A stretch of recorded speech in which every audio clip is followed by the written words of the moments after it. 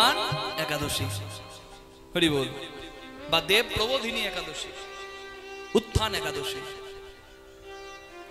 আষাঢ় মাসের শুক্লপক্ষের একাদশীতে ভগবান শয়নে যান, যার নাম শয়ন একাদশী। তার ঠিক 2 মাস পরেই ভগবান পাশ পরিবর্তন করে। কেন? একভাবে তো ঘুমিয়ে থাকা যায় না গো, এদিক ওদিক করতে হবে না একবার। ভগবান পাশ ফেরে, ওই জন্য নাম হচ্ছে পার্শ্ব একাদশী। এই পার্শ্ব একাদশী পরে ঠিক 2 মাস পরে আবার আসে চাতুর্মাস্য ব্রতের, ঠিক এই 2 মাস পরে আসে আবার উত্থান একাদশী। মানে কি? ওই শয়ন একাদশী থেকে উত্থান একাদশী, এই যে 4 মাস, এই 4 মাসকে বলা হয় চাতুর্মাস্য ব্রত। যারা করেন তারা জানেন, তাদের চরণে আমার কোটি কোটি প্রণাম। এই চাতুর্মাস্য ব্রতে যারা আছেন তারা জানেন খুব কঠিন। হবিষান্ন গ্রহণ করতে হয়, ব্রহ্মচর্য ধারণ করতে হয়, ব্রহ্ম মুহূর্তে স্নান করতে হয়, মাটিতে শয়ন করতে হয়, খুব কঠিন। তাহলে এতগুলো তো গৃহী মানুষের করা সম্ভব নয়। তাহলে আপনারা কি করবেন? তার জন্যই তো আমি বলছি মা, এই দামোদর মাস হচ্ছে ভগবানের প্রতি ভক্তি অর্পণ করা সর্বশ্রেষ্ঠ মাস। দামোদর মাস কোন মাস? কার্তিক মাস। কার্তিক, মাঘ আর বৈশাখ, এই 3টে হিন্দুদের শ্রেষ্ঠ মাস। তার মাঝে শ্রেষ্ঠ হলো কার্তিক মাস। যা কর্ম কার্তিক মাসে করবেন তা 1000 গুণ বেশি লাভ পাবেন। মানে 16 মালা যদি অন্য মাসে করেন, এই মাসে করলে 1000 গুণ বেশি লাভ। 16 মালা করলে 16,000 মালা কলার ফল। হরি বল, হরি বল, হরি বল, হরি বল।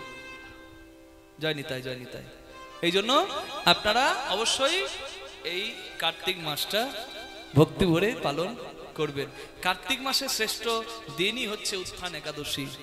এই দিনটা সবাই পালন করবেন। এই জন্যই আমি এতগুলো কথা খরচা করছি মা, মনে রাখবেন। হরি জাগরণম, হরি জাগরণম, স্নানম, দীপ দানম, তুলসী সেবনম, ব্রতোজ্জাপনম। এই 5টি কাজ প্রত্যেক গৃহীর করা উচিত। যদি না করেছেন কাল পর্যন্ত, কালকে করুন। যে কটা দিন বাকি আছে উত্থান একাদশী পর্যন্ত বা রাস পূর্ণিমা পর্যন্ত, আপনারা কার্তিক মাস দামোদর ব্রত অনেকে পালন করেন একাদশী থেকে একাদশী, কিংবা অনেকে পালন করে রাস মানে পূর্ণিমা থেকে পূর্ণিমা। এখনো যে কটা দিন বাকি আছে সে কটা দিনই সুন্দর। আজকে জানলেন, আজ থেকে শুরু করবেন কি? ব্রহ্ম মুহূর্তে স্নান। এটা তো সবার সম্ভব নয়, অন্তত সকাল 8টার মধ্যে স্নান করে নেবেন। আর রাত দুপুর 12টার পর স্নানকে ভূত স্নান বলে। জয় নিতাই। তাহলে স্নান করে নেবেন। সকালে ভগবানকে সকাল আর সন্ধ্যা দুবেলায় প্রদীপ দেখাতে হবে। প্রদীপ যারা না পারবেন না তারা সন্ধ্যাবেলা একবার দেবেন, কিন্তু প্রদীপ অবশ্যই দেখাতে হবে। প্রদীপ সকালবেলায় প্রদীপ দেখাচ্ছেন, প্রদীপ দেখাবেন। ভগবানকে জাগাতে হবে, মঙ্গল আরতি করতে হবে, এটা হচ্ছে নিয়ম। স্নান করতে হবে, প্রাতঃ স্নান করতে হবে, এটা 2 নম্বর। 3 নম্বর হচ্ছে তুলসী সেবা করতে হবে। তুলসী লাগান, তুলসীতে জল দান করুন, কিংবা তুলসী নিয়ে গিয়ে ভগবানের চরণে পৌঁছে দিন। সবই সেবা। প্রত্যেকটা সেবার জন্য আমি 1000 গুণ ফল বেশি পাবেন। আর 3 নম্বর তুলসী সেবা, 4 নম্বর দীপদান, প্রদীপ দান। কারা কারা প্রদীপ দান করছেন এই মাসে? হাত তুলুন তো। করছেন? জয় নিতাই। প্রদীপ দান করছেন? অবশ্যই দীপদান করবেন। সকাল সন্ধ্যে 2 বেলা, যদি না পারেন সন্ধ্যাতে 1 বেলা করবেন। কিন্তু যেটা করবেন সেটা হচ্ছে ওই প্রদীপটা ভগবানের চরণে 4 বার, হৃদয়ে 2 বার, বদনে 3 বার, আর সারা অঙ্গে 7 বার, মোট 16 বার দেখাবেন। 16 বার দেখাবেন। আর এই সেবাটা যেন উত্থান একাদশীর দিন অবশ্যই হয় সবার। কেন? উত্থান একাদশীর মাহাত্ম্যই একটা এইটা। উত্থান একাদশীর দিনে প্রদীপ জ্বালিয়েছিল এক গৃহী, তা ওই প্রদীপে একটা ইঁদুর এসে পড়ে। আর সলতের বদলে ওই ইঁদুরটা নিজেকে সলতের মতো অর্পণ করে দেয়। ইঁদুরটা জ্বলে পুড়ে ছাই হয়ে যায় ওই প্রদীপের শিখায়। ওই ইঁদুরটার ভগবত ধাম প্রাপ্ত হয়ে যায়নি, তাই গৌর প্রেমানন্দে হরি হরি বলি। ইঁদুরটার সদ্গতি হয়ে যায়। একটা পশুকুলে জন্ম নিয়ে একটা ইঁদুরের যদি সদ্গতি হয়, আপনারা কেন করবেন? ওই জন্য সেবাটা বলে দিলাম। এই সেবাটা উত্থান একাদশীর দিনে পরিপূর্ণভাবে আপনারা করবেন। কি? ভগবানের চরণে 4 বার। কেন 4 বার? কেন 5 বার নয়? কেন? এখানেই তো সেবা। জেনে বুঝে সেবা করতে হবে, তাহলে সেবাতে ভালোবাসা জন্মাবে। না জেনে করলে সেবা ভালোবাসা জন্মাবে না। হরি বল। তাহলে চরণে 4 বার। কেন? ধর্ম, অর্থ, কাম, মোক্ষ, এই 4টেতেই জীবন শেষ। এই 4-এর ঊর্ধ্বে হলো পঞ্চম পুরুষার্থ, যার নাম প্রেম, যাহা দেবেরও দুর্লভ, যাহা বিনা কৃষ্ণ প্রাপ্তি নহিক সম্ভব। এই ধর্ম, অর্থ, কাম, মোক্ষের থেকেও প্রিয় আমার কৃষ্ণ ভক্তি। এইটা তোমার চরণে আমি নিবেদন করলাম। ধর্ম, অর্থ, কাম, মোক্ষ তোমার চরণে দিলাম, তুমি আমাকে কৃষ্ণ ভক্তি দাও। হৃদয়ে 2 বার। কেন? যশোদা কৃষ্ণকে দড়ি দিয়ে বাঁধতে গিয়েছিল ননি চুরি করার দোষে, যার জন্য কৃষ্ণের নাম হচ্ছে দামোদর। দড়ি দিয়ে বাঁধা পড়েছিল তাই। তা যতবার বাঁধতে যায় 2 আঙ্গুল কম পড়ে যায় কেন? একটা হচ্ছে আগ্রহ ভক্তি, আর একটা হলো ভগবানের কৃপা। তাহলে এই যে 2 আঙ্গুল কম পড়ছিল কেন? ভক্তিতে বাঁধতে চাইনি, অহংকারে বাঁধতে চেয়েছিল যে তুই দোষ করবি তোকে আজকে বেঁধে রাখবো। কিন্তু যখন বাঁধতে পারলো না, যশোদার চোখে জল পড়লো। যশোদা বলছে আমি জানি তোর মধ্যে দৈব শক্তি আছে, কিন্তু কিন্তু আমি তোর মা, তুই দোষ করলে আমি শাস্তি দিতে পারবো না, এইটুকু অধিকার আমার নাই। তাহলে আজ থেকে তুই আমাকে মা বলবি না, তুই আমার গোপাল নস।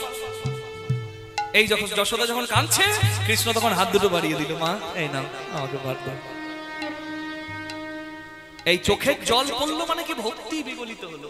এই ভক্তিতে ভগবান বাধা পড়ে। তাহলে হৃদয়ে দুবার মানে একটা হলো ভক্তের আগ্রহ, আর একটা হলো ভগবানের কৃপা। 2 আঙ্গুলের অভাব হৃদয়ে ছিল, তাই 2টি আঙ্গুলের বদলে ওই 2বার ঘুরিয়ে ওই বন্ধনে কৃষ্ণকে বাঁধার জন্য 2বার প্রদীপ ভগবানের হৃদয়ে অর্পিত হলো। আর বদনে 3বার সত্য রজ তম 3 গুণ, এই 3 গুণ এবং আদি ভৌতিক আদি দৈবিক আধ্যাত্মিক এই ত্রিতাপ জ্বালা থেকে তুমি আমায় মুক্ত করো, হরি বল। আর সারা অঙ্গে 7 বার মানে সপ্তম দ্বার পার হরি বৈঠত। মূলাধার থেকে সহস্রার পথ বড় কঠিন, ভজন মানে সংযম। To succeed in every field you have to be patient. তোমাকে ধৈর্যবান হতে হবে সাফল্য পেতে গেলে। বিরাট কোহলি কালকে বিশ্বকাপ ফাইনাল ম্যাচ, আর তার আগের দিন যদি বিরাট কোহলি সংসারী তো যদি নিজের সংযম নষ্ট করে, বিরাট কোহলিও ওই খেলা খেলতে পারবে না। তাই সংযমী হতে হবে। চৈতন্য মহাপ্রভু বলেছেন মর্কট বৈরাগ্য না করো লোক দেখাইয়া, যথাসাধ্য ভুঞ্জ বিষয় অনাসক্ত হইয়া। বানরের বৈরাগী হইও না, তার থেকে বরং বিষয়ী হয়ে সংযমে বিষয়ে থাকো। বানরকে যতই ট্রেনিং দেন, বানর যদি একটা বানরই দেখে না, লেজ তুলে লাফাবে।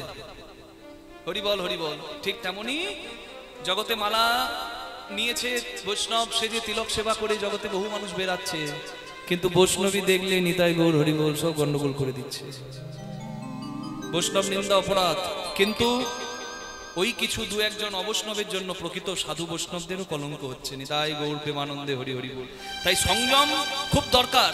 হরি ভজন বড় লেখা, হরি সাধন বড় মিঠা। হরি ভজন করবি যদি জল মরকচাই ওঠা, মানে ওপরে ওঠা। এটা হচ্ছে সংযম। পিতৃধন মাতৃধন নারী পুরুষের মূল্যবান ধন। 40 বিন্দু রক্তের ভিয়ানে হয় 1 বিন্দু ব্রহ্মবস্তুর উৎপাদন, সেটি ধ্বংসের ধন নয়। ফুল ফল জগতে দরকার কৃষ্ণ সেবার তরে, তাই সংসারী মানুষ পুত্র কন্যা রেখে যাবে সংসারে হরি ভক্তির তরে, হরি সেবার তরে। কিন্তু রাঁধুনি হইবি ব্যঞ্জন রাঁধিবি, হাড়ি না ছুঁইবি তাই, পতঙ্গের জালে মাতঙ্গ বাঁধিবি প্রীতি পাইবি তাই। রাঁধুনি পাকা হলে তেল মশলা নুনের মাপ জানে, যন্ত্রী যন্ত্রের ব্যবহার জানলে তবেই মন্দির ভালো থাকে। পাকা রাঁধুনি মাপ জানে, ঠিক তেমনি গুরু কৃপায় শিষ্য মন্দিরটাকে ভালো রাখতে জানে। জয় রাধে জয় রাধে। এগুলো আমি গুরু ঘরের কথা বললাম, মা জয় নিতাই। মূল কথা হলো সংযমী হতে হবে। তাহলে এই যে 7 বার দেখালাম, সপ্তলোক ভূলোক ভুবলোক স্বর্গলোক তপলোক জনলোক মহলোক সত্যলোক, এই সপ্ত ভুবন আমার প্রয়োজন নাই।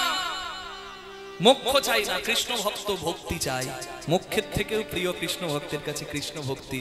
তাই দামোদর ভগবানকে ভক্তিটা নিবেদন করা আর কৃষ্ণ চরণ প্রার্থনা করাই হলো সবার উচিত।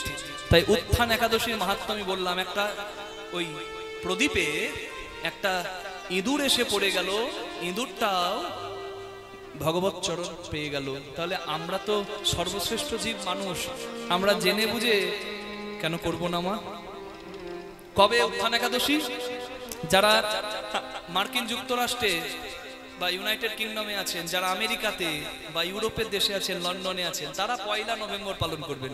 কিন্তু যারা ভারতবর্ষে আছেন গৌড়ীয় বৈষ্ণব পরম্পরায়, তারা 2 নভেম্বর পালন করবেন। 2 নভেম্বর। একাদশী একদিনের ব্রত নয়, ত্রিদিবসীয় ব্রত। দশমীর দিনে একাহার সর্বোত্তম, অভিসান্ন গ্রহণ করা উচিত। যদি না পারেন দশমীর দিনে অন্তত একাহার করবেন, আর না হলে রাত্রে বেলায় আর ভারী খাবার খাবেন না। খেয়ে ব্রাশ করে নেবেন, তারপরের দিন একাদশী যেভাবে পালন করা উচিত আপনারা আমার থেকে অনেক ভালো জানেন, সেইভাবে একাদশী পালন করবেন। পঞ্চশস্য বর্জন করবেন, খাবারটা মূল নয়।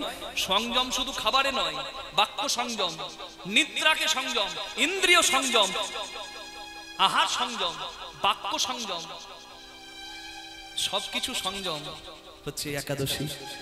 একাদশ ইন্দ্রিয় চক্ষু, কর্ণ, নাসিকা, জিহ্বা, ত্বক, মুখ, পাদ, পানি, পায়, উপস্থ, কত হলো 10, আর একটা মন। এই 11 নম্বরটাকে ওইখানে দিতে হবে চরণে। আন চিন্তা ছেড়ে হরির চিন্তা। তাহলে 2রা নভেম্বর গৌড়ীয় বৈষ্ণব সিদ্ধান্ত অনুযায়ী আমরা পালন করব।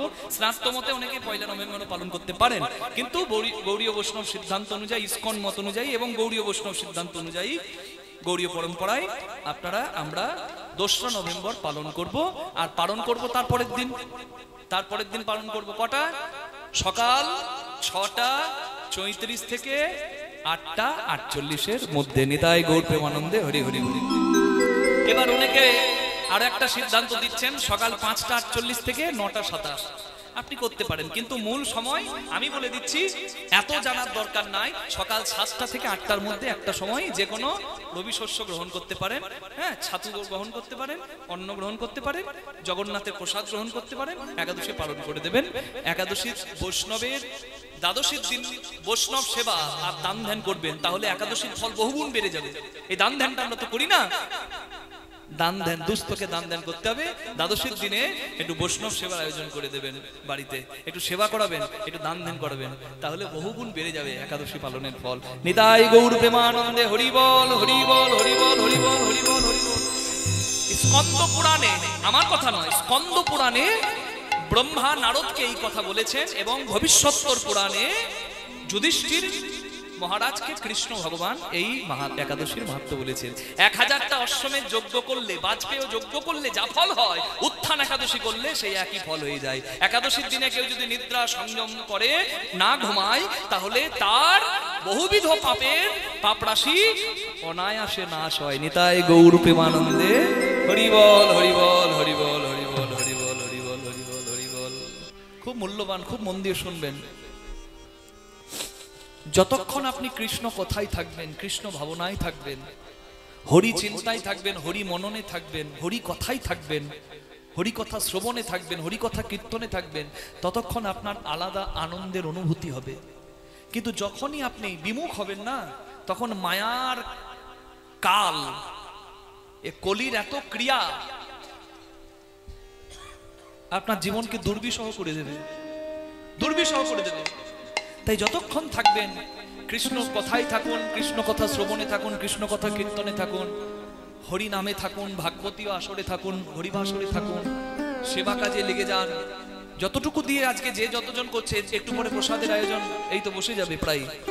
তা মাগো, এই যতজন যে যেভাবে সাহায্য করছে, কেউ অর্থ দিয়ে, কেউ শক্তি দিয়ে, কেউ কায়িক পরিশ্রম দিয়ে, কেউ বুদ্ধি দিয়ে, কেউ মানসিক চিন্তা দিয়ে, যে যেভাবে যুক্ত হয় বাবা, প্রত্যেকের কিন্তু সেবা হয়। আর যেজন অহংকারের আসনে বসে, জানি না কিসের অহংকার, রূপের অহংকার, না গুণের অহংকার, নাকি অর্থের অহংকার, নাকি বুদ্ধির অহংকার, নাকি পাণ্ডিত্যের অহংকার, বিভিন্ন স্থানে বিভিন্ন অহংকারী মানুষ থাকে, বিভিন্ন ভাবে তার অহংকার জগতে প্রকাশিত হয়। আমি তাদেরকে বলবো, আপনার 5 মিনিটের গ্যারেন্টি নাই, তাহলে আপনার অহংকারটা কিসের? আপনার 5 মিনিটের গ্যারেন্টি নাই, আমার 5 মিনিটের গ্যারেন্টি নাই, তাহলে আমার অহংকারটা কিসের? এ কি শোভনীয়? কিসের অহংকার? আমি অনিত্য। 5 মিনিট কি 5 সেকেন্ড পর আমি থাকবো কিনা তাও জানি না। তার পরিষ্কার প্রমাণ পাই আমরা অন্তর্ধ্যান রাসে। অন্তর্ধ্যান রাস আপনারা জানেন রাস পূর্ণিমা কবে? একবার জোরে বলুন তো দেখি, রাস পূর্ণিমা কবে? হ্যাঁ, অনেকে বলছে 5ই নভেম্বর, অনেকে বলছে 4ই নভেম্বর। 4ই নভেম্বর রাত্রি 10:36 লাগবে। মনে থাকবে সময়গুলো? হ্যাঁ, একদম যেন ভুল না হয়। যারা আপনারা শুনছেন তারা শুনে নিন, আর যারা মাইক্রোফোনে এই ক্যামেরাতে মাধ্যমে দেখবেন, আমাদের ইউটিউবে চ্যানেল আছে, ইউটিউবে আছে গিরিধারী স্টুডিও এবং কৃষ্ণদাস মুখার্জি কীর্তন, ইউটিউবে আপনারা পেয়ে যাবেন। আজকের কীর্তন ওখানে পেয়ে যাবেন। ফেসবুকে আছে বাংলা কীর্তন স্টুডিও, এবং আমার পার্সোনাল একটা পেজ আছে, আমার পার্সোনাল অ্যাকাউন্ট কৃষ্ণদাস মুখার্জি কীর্তন ফেসবুকে, সেখানে আপনারা দেখতে পারেন, এই কথা পেয়ে যাবেন। তো এখানেও শুনছেন যারা, তারা শুনুন, আর যারা ওখানে শুনবেন তারাও শুনে নিন। 4ই নভেম্বর মানে রাস পূর্ণিমা তিথি লাগছে কটায়? রাত্রি 10:36-এ। আর তিথিটা থাকবে কতক্ষণ? 5ই নভেম্বর সন্ধে 6:48। মনে থাকবে? রাত্রি 10:36 থেকে পরের দিন 5ই নভেম্বর সন্ধে 6:48। হ্যাঁ, এবার কথা হলো তাহলে পালন করব কবে? 5ই নভেম্বর। কেন? উদয় তিথি অনুযায়ী, যেহেতু সূর্যোদয় পড়ছে 5ই নভেম্বর, তাহলে 5ই নভেম্বরটা পালন করব। আর যেহেতু সারাদিন স্থায়ী হচ্ছে রাস পূর্ণিমা, তাই ওই দিনে রাস পূর্ণিমা পালন করবো। এখন রাস পূর্ণিমার তো কাজ আছে কিছু। রাস পূর্ণিমায় দুটো কাজ, 3টে কাজ অবশ্যই সবাইকে করতে হয়। কি কি? যেমন একাদশীর দিনে বলে দিলাম দামোদর মাসে, তেমনি রাস পূর্ণিমার কাজ আছে। কি কি? একটা কাজ হচ্ছে রাস পূর্ণিমায় প্রাতঃ স্নান করতে হবে। পূর্ণিমার দিনে স্নান করা উচিত, প্রাতঃ স্নান। যারা গঙ্গায় স্নান করবেন খুব ভালো, না হলে বাড়িতে করবেন, গঙ্গা জল মিশিয়ে নেবেন, গঙ্গা গঙ্গা গঙ্গা বলে 3বার স্নান করে নেবেন। তাহলে স্নানের শুদ্ধ সময় হচ্ছে সকাল 5টা থেকে 5:30। মনে থাকবে? 5টা থেকে 5:30 বা 6টা, এইটা হচ্ছে সময়, 5টা থেকে 5:30। আর এরপরে হচ্ছে রাস পূর্ণিমায় ভগবানের সেবা, ভগবানের পূজা, মানে রাধা গোবিন্দের পূজা। রাস পূর্ণিমায় যখনই যাত্রা হয়, ভগবান মন্দিরে থাকে না, যেমন দোল যাত্রা, রাস যাত্রা, রথ যাত্রা, ভগবান সামনে আসেন। কেন?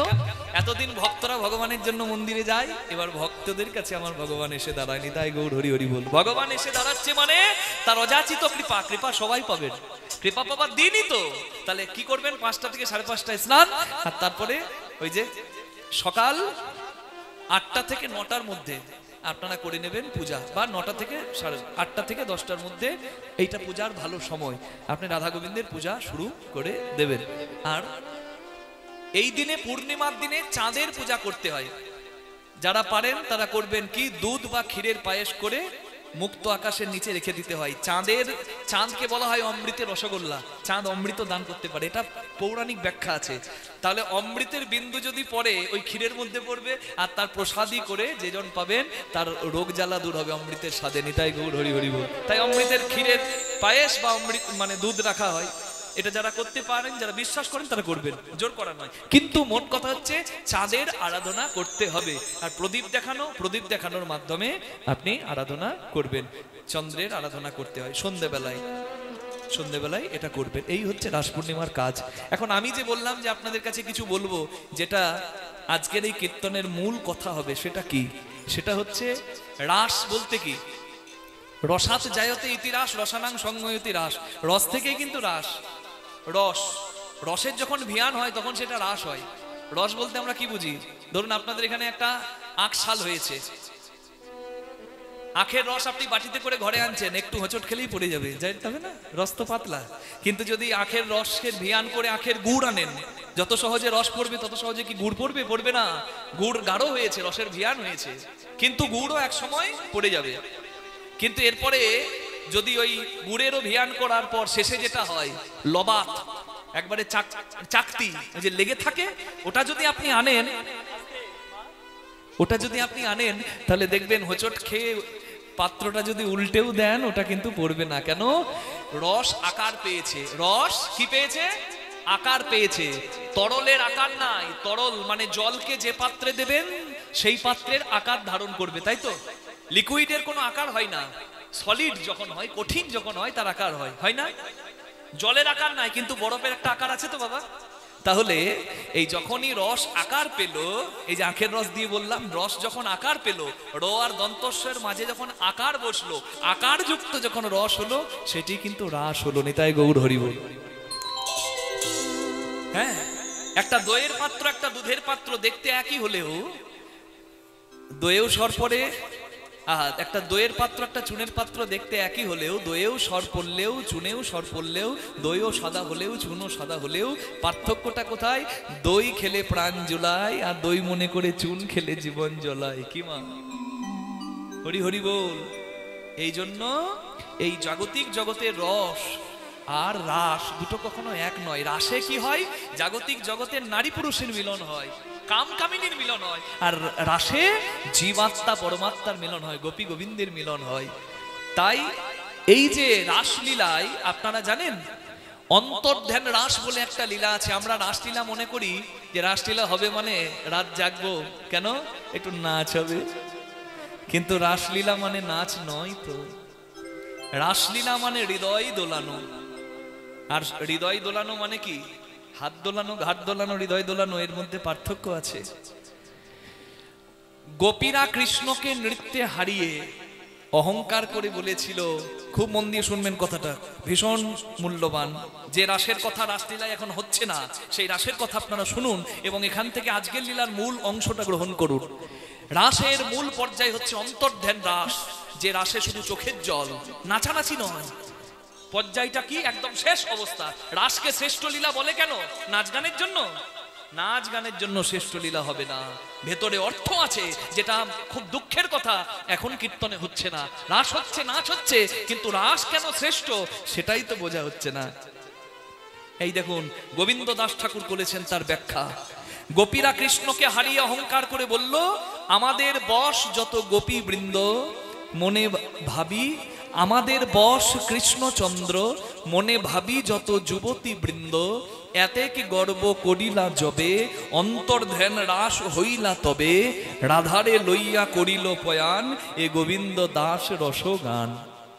গোবিন্দ দাস ঠাকুর পদ দিলেন কি না, গোপীরা যখন অহংকার করে বলল যে আমরা এক ফোঁটা চোখের জলে একটা করে কৃষ্ণ গড়ে দিতে পারি, আরে জগতে সবাই যার চরণ প্রার্থনা করে সে আমাদের কাছে হাত জোর করে দাঁড়ায়, তাহলে আমরা কৃষ্ণকে হারাতে পারি, আমরা কত বীর। আর মনে রাখবেন অহংকারে কৃষ্ণ পাওয়া যায় না, কৃষ্ণ হারাতে হয়। গোপীরা অহংকার করলো, আর গোপীদের মাঝ থেকে কৃষ্ণ রাধারানীকে নিয়ে অন্তর্ধ্যান হয়ে গেল, মানে রাধারানীকে নিয়ে পালিয়ে গেল। কোথায় গেল গোবিন্দ? একটা পুষ্প কাননে, মানে ফুলের বনে। রাধারানীর হাতটি ধরে যাচ্ছে। এবার রাধারানীকে আলাদা করে নিয়ে যাওয়ায় রাধারানীর একটা অহংকার হলো, কি বলুন তো, যে গোপী তো সবাই, কিন্তু এই রাধার মতো কেউ নাই, কেন সবার থেকে আমাকে আলাদা করে নিয়েছে কৃষ্ণ। এইবার রাধারানী গাছের ওপরে একটা ফুল দেখেছে, কৃষ্ণচূড়া গাছের ওপর একটা ফুল, আর ফুলটা দেখেই কৃষ্ণকে বলছে, গোবিন্দ ওই ফুলটা আমার চাই। কৃষ্ণ বলছে, ও রাধে, ও তো অনেক উপরে, আমি ফুলটা পারবো কি করে? বলে আমি জানি না, আমি ওই ফুল চাই। বলে বেশ তাই, আমি তোমাকে কাঁধে নিয়ে দাঁড়াই, তুমি আমার উপরে উঠে ওই ফুলটা নাও। তাহলে কৃষ্ণ দাঁড়ালো আর রাধাকে কাঁধে নিল। কৃষ্ণের কাঁধে দাঁড়িয়ে রাধারানী এক হাতে গাছের ডাল ধরে এক হাতে ফুলটা নিল। ফুলটা নিয়ে ভাবছে, আরে আমি মালা গাঁথলে এই ফুলটা মালার মাঝে বসাবো, কি সুন্দর আমার কৃষ্ণের গলায় দুলবে। এতক্ষণ ছিল সেবা, কিন্তু যখনই রাধারানী ওই ফুলটা হাতে নিয়ে নিচের দিকে তাকালো, তখনই রাধারানীর জাগলো অহংকার। কি? রাধারানীর চরণতলে কে আছে বলুন তো?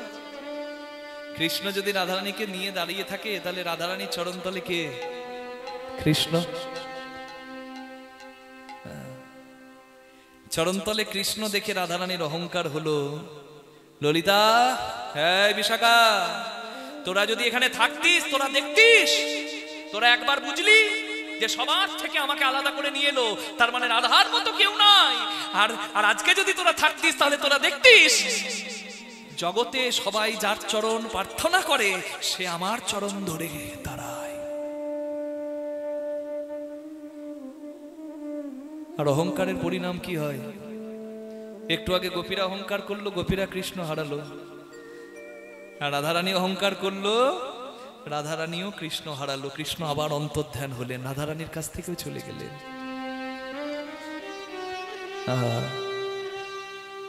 চরণেতে কৃষ্ণ করো পদ্ম না দেখিয়া,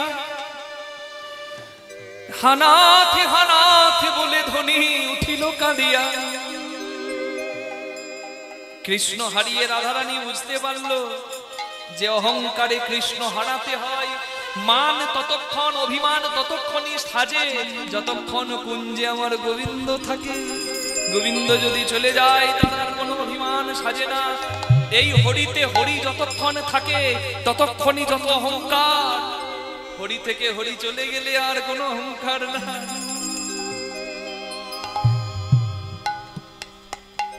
বধূ আমি আর কোনোদিন বলবো না আমি তুমি আমার দাস, আমি তোমার জনম জনমের দাসী। বধূ হে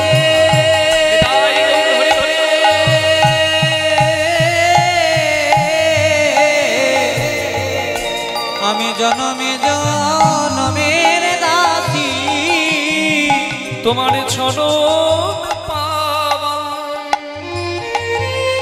আমি অভিলাষী। আমি জনমে জনমের দাসী। হরি বল, হরি বল। এটা হচ্ছে আসল অর্থ।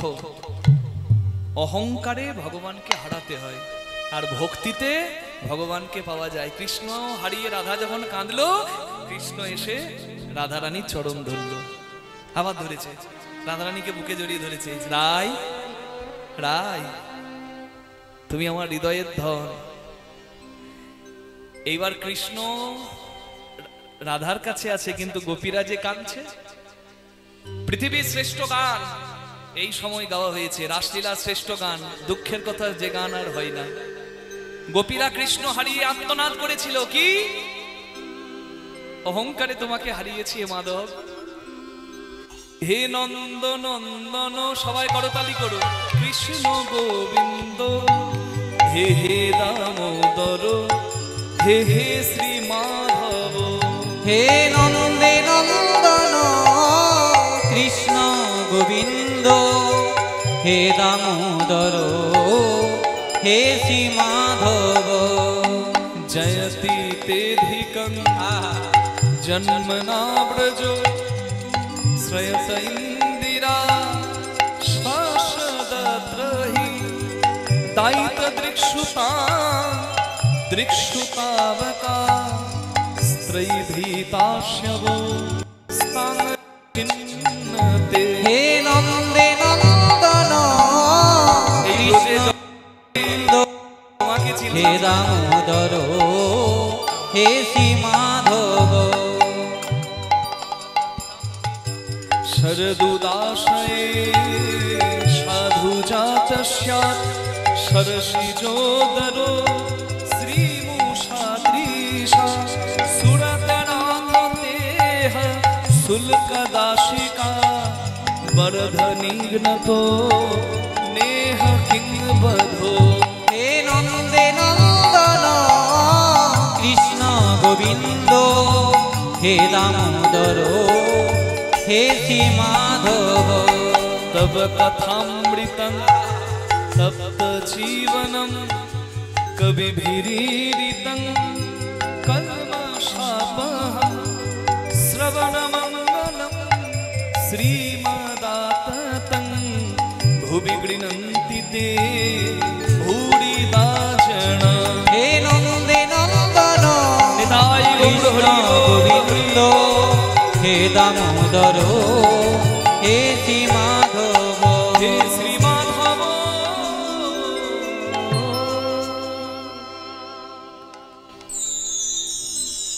হরি বল। ভক্ত জীবন বড় কষ্টের জীবন, কিন্তু ভক্ত ভয় পায় না। যে পড়াশোনা করে সে কোনোদিন পরীক্ষার ভয় পায় না। সে জানে পরীক্ষা এলে পরীক্ষা দেব। কিন্তু যে পড়াশোনা করে না, ফাঁকি দেয়, সে পরীক্ষার দিনে ভয় পায়।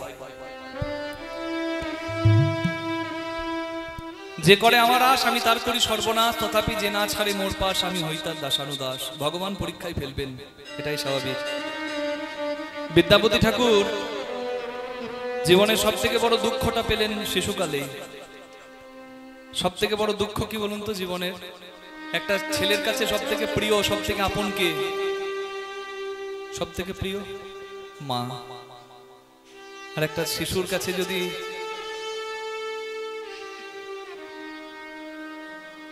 জীবনের সব থেকে বড় দুঃখ নেমে আসে,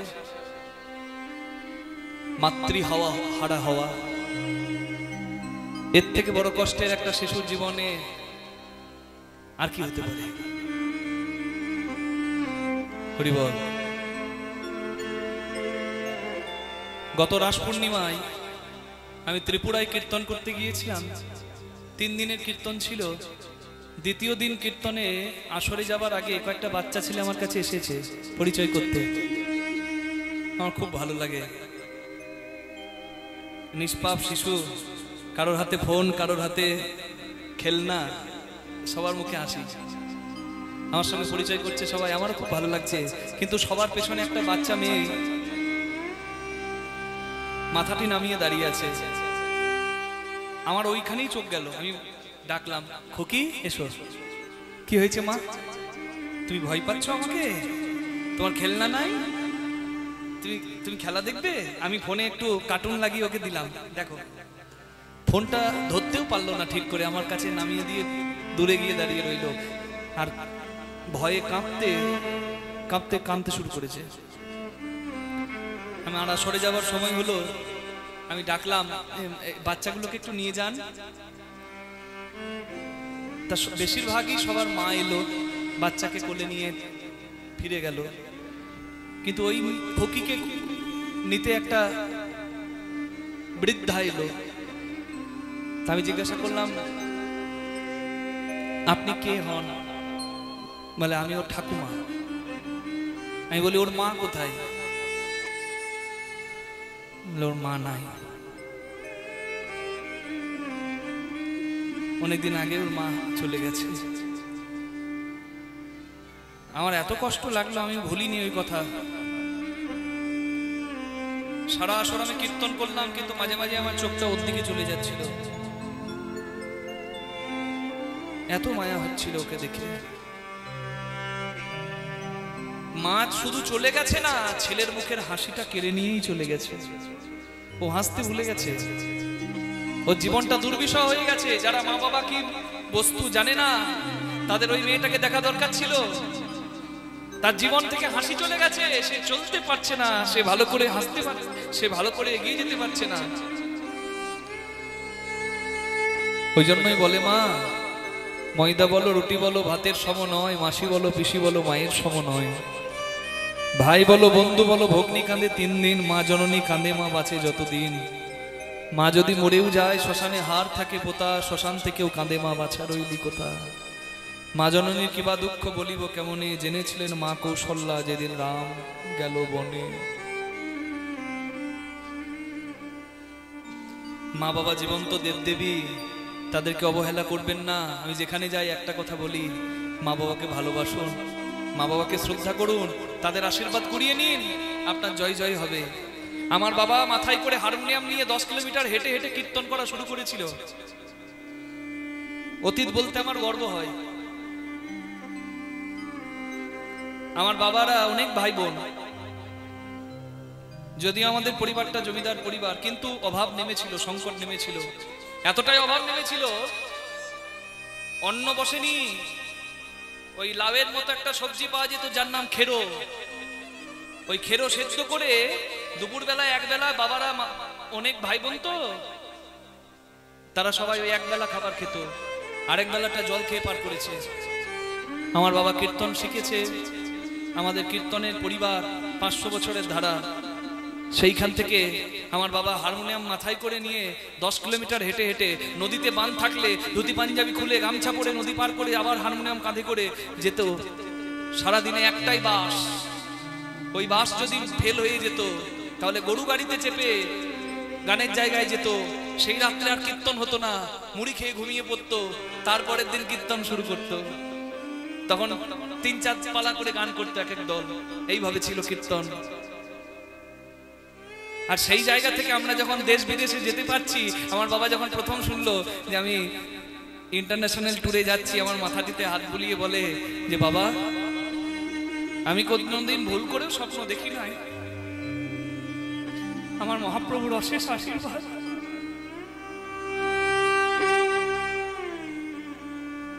আমার বাবা মা দুজনেই কীর্তন গায়ক গায়িকা ছিলেন, কিন্তু আমার মা কীর্তন বন্ধ করে দেয়। কেন? আমার শিক্ষার জন্য। নারীর জীবন ত্যাগের জীবন। বাইরে বেড়ানো মানুষটা 4 দেওয়ালের গণ্ডিতে নিজেকে আটকে দিয়েছিল। আমার বড় হওয়াতেই নিজের স্বপ্ন দেখেছে। বলুন, আমি যদি সেই মা বাবাকে কাঁদাই, তাহলে আমি কি কখনো কৃষ্ণচরণে জায়গা পাবো? এটা আমার জীবন দিয়ে বললাম, তেমনি আপনাদের কাছে আপনাদের মা বাবা। মা বাবার আশীর্বাদ যত মাথায় কুড়িয়ে নেবেন তত আপনার জয় জয় হবে। আমার মতো মূর্খের যদি বিশ্বযাত্রা হতে পারে তাহলে আপনাদেরও জয় জয় হবে, এটা আমার বিশ্বাস। নিতাই গৌর প্রেমানন্দে হরিবল হরিবল হরিবল। ছেলে দিন রাত চোখের জল ফেলে। বাবা একদিন বলছে, হ্যাঁ রে তোর মা নাই বলে তুই কাঁদিস? এক মা, সবার মা, সেই মায়ের কাছে তুই যা, সেই মা দেখবি তোকে কোলে নেবে। কে বাবা, কে আছে মা? সেই মায়ের নাম হলো পতিত পাবনী মা গঙ্গা। বিহারের রাস্তা দিয়েই তো আসছে গঙ্গা পশ্চিমবঙ্গে। ওই বিসপি গ্রাম থেকে বিদ্যাপতি বাবার কথায় প্রতিদিন গঙ্গা স্নানে যায়। মা গঙ্গার স্নানে প্রতিদিন যায় আর মা গঙ্গাকে গান শোনায়। এটা বিদ্যাপতিরই পদ, গঙ্গার গান। बर सुख सारो पावल तू तीरे, बर सुख सारो पावल तू तीरे, बर सुख सारो पावल तू तीरे, बर सुख सारो पावल तू तीरे, ছড়ইতে নিকট নয়নে বহে নীরে, ছড়ইতে নিকট নয়নে বহে নীরে। মা, মা গঙ্গা তোমার তীরে এসে খুব আনন্দ পাই মা। আমার বড় আনন্দ হয় তোমার কাছে এলে। আমি তো মা মরা ছেলে, তুমি আমার মা, তোমার কাছে আসতে আমার খুব ভালো লাগে। কিন্তু তোমার এই ছেলেকে পেয়ে আনন্দ হয় কিনা তা তো আমি জানি না মা। তোমাকে ছেড়ে যেতে আমার খুব কষ্ট হয়। কি করো জপ তপ যোগ ধ্যানে, কি করব জপি তব যোগ ধ্যানে, কি করো জপ তপ। জপ তপ খুব কঠিন, খুব কঠিন। জপ তপ যজ্ঞ খুব কঠিন, কিন্তু তার থেকে অনেক সোজা হলো গঙ্গা স্নান। কেউ যদি ভক্তি ভরে গঙ্গা স্নানটুকু করে তার জপ তপের ফল লাভ হয়ে যায়।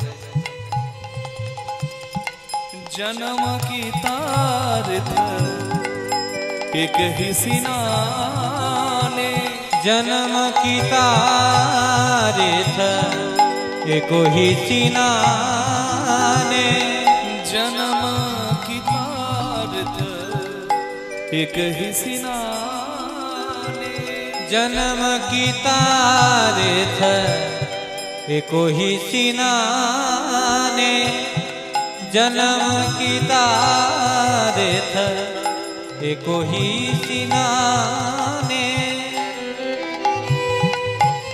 इके अपराध छिमाबो मुई जानी, इके अपराध छिमा मुई मोर जानी।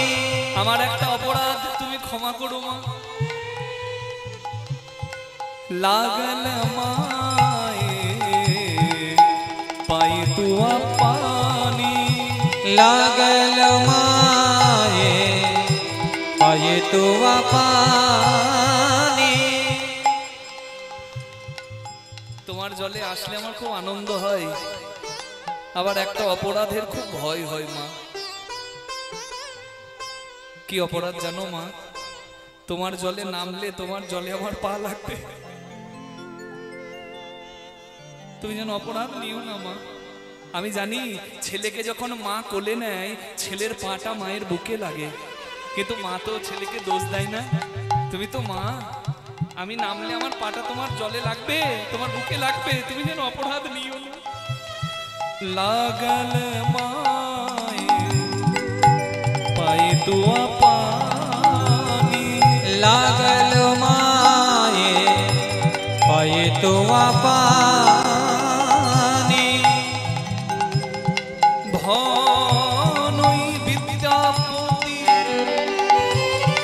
সমাদৌ তো হে নয় বিদ্যাপতি সমদমত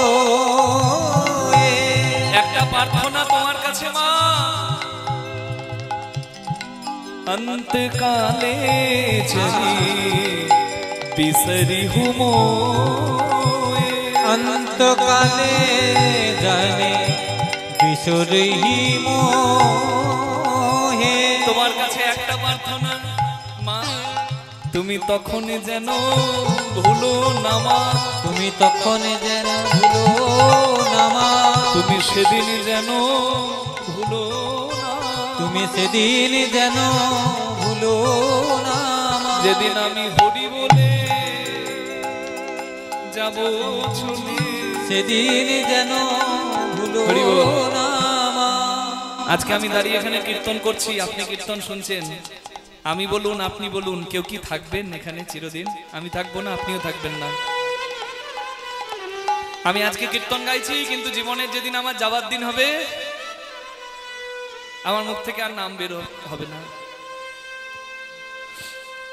কণ্ঠ আটকে যাবে, বুকে একটা তীব্র জ্বালা হবে যার নাম মরণ জ্বালা, চোখের সামনে সব অন্ধকার হবে, ছেলে মুখে জল দেবে, এক চামচ জল, কিন্তু জল আর ভেতরে যাবে না, এই গালের পাশ দিয়ে গড়িয়ে পড়ে যাবে। খোকা আমার ডাক্তার ডাকবে, ডাক্তার নাড়িটা ধরে দেখবে আর বলে দেবে আর নাই। চারজনা কাঁধে করে নিয়ে শ্মশানে আমাকে পুড়িয়ে দেবে, পঞ্চভূতে আমি মিশে যাব, ছাই হয়ে যাব পুড়ে। আর আমার শেষ অংশ যেটি সহজে পড়ে না, ভস্মের সঙ্গে নিয়ে ওই মাটির হাঁড়িতে, ছোট্ট একটা মাটির হাঁড়িতে করে বা ঘটে করে আমার খোকা নিয়ে গিয়ে ওই ভস্মটা যে জলে ফেলে দেবে আমার মুক্তির জন্য, সেই জলটা কি বলুন তো? এই মা গঙ্গার জল। তাই এখানে বসে সবাই প্রার্থনা করুন, ছোট্ট বিদ্যাপতি 5 বছর বয়সে এইটুকু জেনে গেছে যে গঙ্গা যদি জায়গা না দেয় উদ্ধার হবে না, পতিত পাবনি।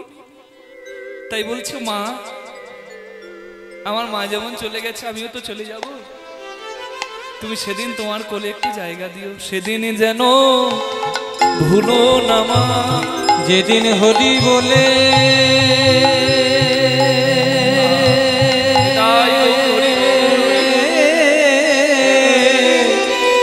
যাব চলে, যেন ঠাই দিও মা তোমার কোলে, যেদিন হরি বলে হরি বলে দিও আমার কোলে, যেদিন হরি বলে যাব চলে, যেদিন হরি বলে যাব চলে, দিও তোমার কোলে, হরি বলে যাব চলে, তুমি সেদিন যেন ভুলো না মা।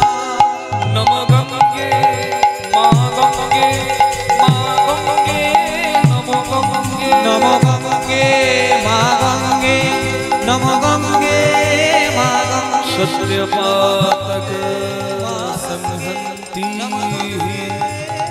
সত্য দুঃখ বিনাশিনী সুখদা মক্ষদা গঙ্গা গঙ্গৈব পরমাগতি। নম গঙ্গে মা গঙ্গে, নম গঙ্গে মা গঙ্গে, নম গঙ্গে মা গঙ্গে, নম গঙ্গে মা গঙ্গে, মা গঙ্গে মা গঙ্গে। বিদ্যাপতি মা, তুমি তুমি আমার ডাকে সাড়া দিয়েছো মা? বারে, ছেলে যদি মাকে এমন করে ডাকে, কোন মা সাড়া না দিয়ে পারে বল? তোর দেওয়া বেলপাতা আমি শিবের চরণে পৌঁছে দেব, বল তোর কি চাই মা? বৈষ্ণব শ্রেষ্ঠ দেবাদিদেব মহাদেব, তিনি আমার বংশের উপাস্য দেবতা, আমি শিবের কৃপা চাই, আশীর্বাদ করি মহাদেবের কৃপা লাভ হবে তোর। মা গঙ্গার আশীর্বাদ পেল।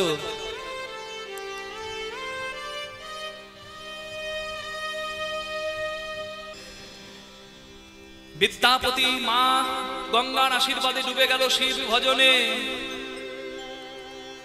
ভোলে বাবা কি জয়, শিব শঙ্কর কি জয়। भोले बाबा की जय, शिव शंकर की महादेव जय, की बाबा की जय, शिव शंकर की जय, त्रिपुरारी की जय, तारनहारी की जय, त्रिपुरारी की जय, तारनहारी की जय। शंकर भोले भंडारी, ओ प्रभु जल जल के ऋतिकारी, शंकर भोले भंडारी, प्रभु जन जन के ऋतिकारी।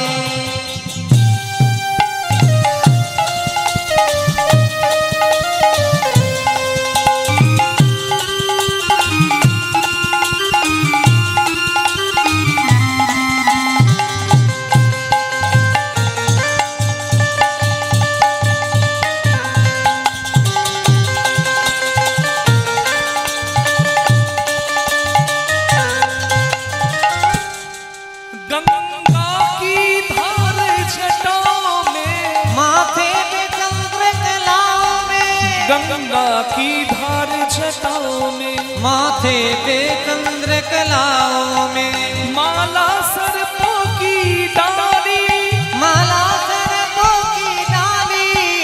तुम जन जन के हितकारी। शंकर भोले भंडारी, तुम जन जन के ऋतिकारी। नमः शिवाय शरणाय कारणत्रये निवेदयामि चात्मानं त्वं गति परमेश्वरी, निवेदयामि चात्मानं त्वं गति परमेश्वरो। আচ্ছা, মনে পড়ে গেল, আমাকে জিজ্ঞাসা করেছিল একাদশীর দিনে কি তুলসী পাতা তুলতে হয়। নিয়ম হচ্ছে দ্বাদশীর দিনে তুলসী পাতা তোলা নিষিদ্ধ, দ্বাদশীর দিনে। কিন্তু অনেক একাদশী দ্বাদশী যুক্ত হয়ে যায়, ওই জন্য একাদশীর দিনটা আমরা নিষেধ করে থাকি। দশমীর দিনে তুলে আপনি রাখতে পারেন পাতা। আমাকে জিজ্ঞাসা করেছিল, আমি তাই বলে দিলাম। হরি বল। মহাদেবের ভজন করলো, মহাদেবের ধ্যান করলো, আর সত্যিকারের বিদ্যাপতির ডাকে মহাদেব সাড়া দিল। বিদ্যাপতি, কি চাস বাবা? যা চাইবি আমি তাই দেব, বল তোর কি চাই। শিবের নাম আশুতোষ, অল্পতেই তুষ্ট হয়। কিন্তু বিদ্যাপতিকে অনেক পরীক্ষা নিয়েছে। গঙ্গার আশীর্বাদ পেয়ে শিব ভজন শুরু করে বিদ্যাপতি। বাবার বয়স হয়েছে, বাবার পূজা করতে পারে না। বিদ্যাপতি তার উপবীত ধারণের পর, মানে পৈতে হওয়ার পর, পূজার দায়িত্ব মাথায় নেয়। বিস্ফি গ্রামের শিব মন্দিরের পূজারী হয়ে যায় বিদ্যাপতি। প্রতিদিন শিবের আরাধনা করে। একদিন তুষ্ট হয়ে শিব এসে বলে, বল তোর কি চাই, যা চাইবি তাই দেব। মহাদেব স্বয়ং এসে কৃপা করছেন, কিন্তু বিদ্যাপতি আর চাইতে পারছেন না, মাথা নামিয়ে আছে। মহাদেব লক্ষ্য করলেন, চাইতে গিয়ে বিদ্যাপতির চোখে জল পড়ছে। যজ্ঞেশ্বর মহাদেব, যিনি তত্ত্ব সম্রাট, তিনি তো সবই জানেন। চোখে জল দেখে বুঝতে পারলেন, যার নয়নে দেখিবে অবিরত অশ্রুধারা, জানিবে সেই জন ভক্তের সেরা। যার বদনে দেখিবে কৃষ্ণ নাম, জানিবে সেই জন বৈষ্ণব প্রধান। মহাদেব বুঝতে পারলেন, জীবন, যৌবন, শক্তি, সম্পত্তি এই সব চাওয়ার ছেলে বিদ্যাপতি নয়, অন্য কিছু চাই। তাই অভয় বাণী দিলেন মহাদেব, বাবা আমি প্রতিজ্ঞা করলাম, তুই যা চাইবি আমি তাই দেব, নির্দ্বিধায় চেয়ে নে কি চাই। অনেকক্ষণ পরে বিদ্যাপতি মহাদেবের কাছে হাত জোড় করে বললেন, হে প্রভু, তুমি আমার বংশের উপাস্য দেবতা। আমার বাবা, আমার পূর্বপুরুষ সবার তোমার চরণে বেলপাতা দিয়েছে। আমি বড় ভাগ্যবান, আমি তোমার সাক্ষাৎ দর্শন পেলাম।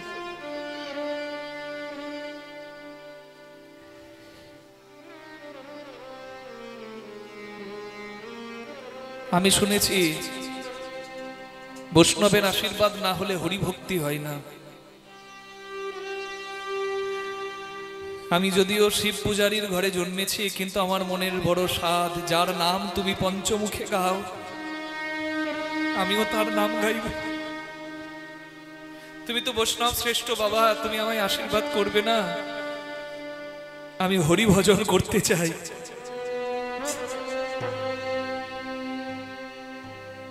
তুমি কি আমায় আশীর্বাদ করবে বাবা?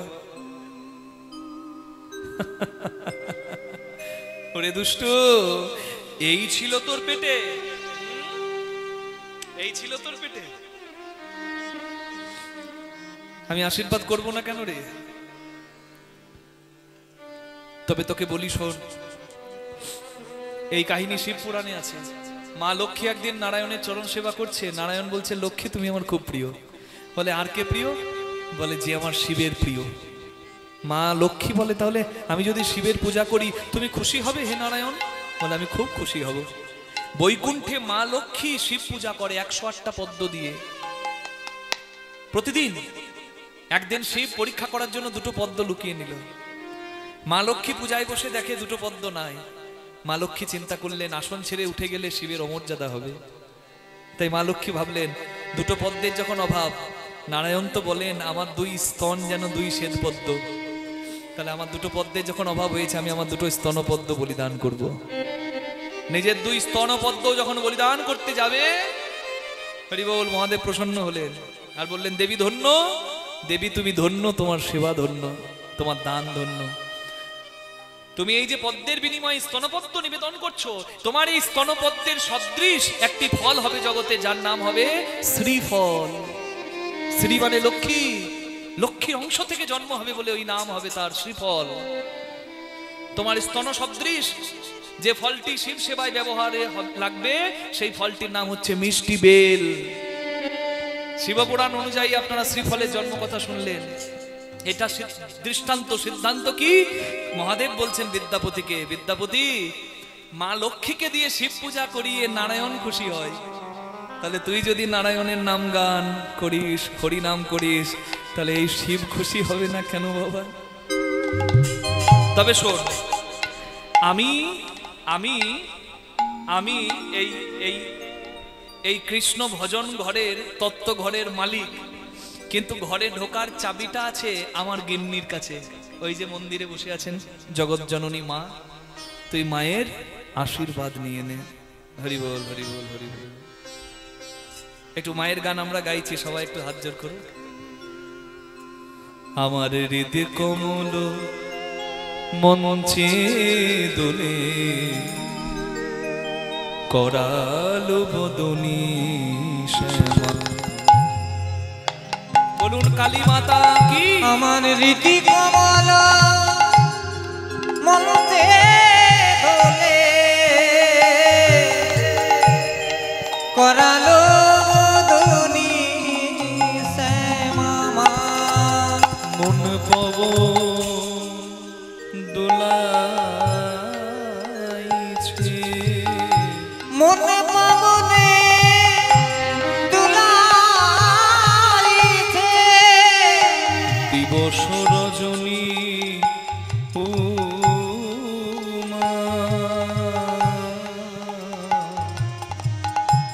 হৃদ কমল মনতে দোলে, করালো বদনী শ্যামা। আমার রীতি কমল মনতে দোলে, করালো বদনী শ্যামা। হীরা পিঙ্গলা নামা, সুষুম্না মনোরমা। হীরা পিঙ্গলা নামা, সুষুম্না মনোরমা। হীরা পিঙ্গলা নামা, সুষুম্না মনোরমা। শিরা পিঙ্গলা নামা সুষুম্না মনোরমা তার মধ্যে গাথা তার মধ্যে গাথা শ্যামা সে যে ব্রহ্ম সনাতনী উমা মা গো। রীতি কমল মন্ত্রে দোলে করালো ধ্বনি শ্যামা জয়ন্তী মঙ্গলা কালী ভদ্রকালী কপালী দুর্गा शिव समाधात्री स्वाहा स्वाहा नमोस्तुते।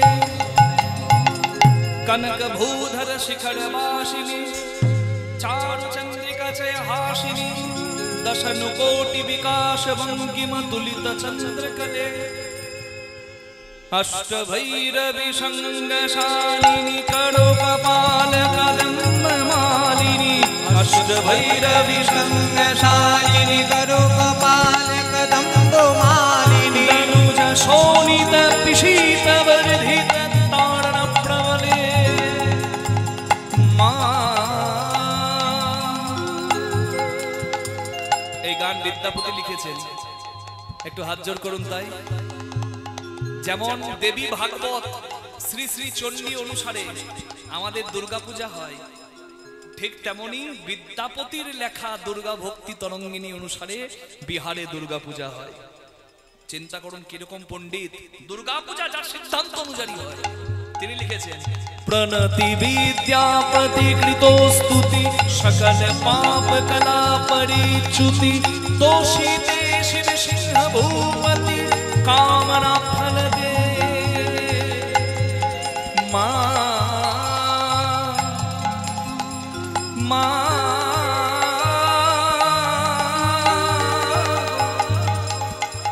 माँ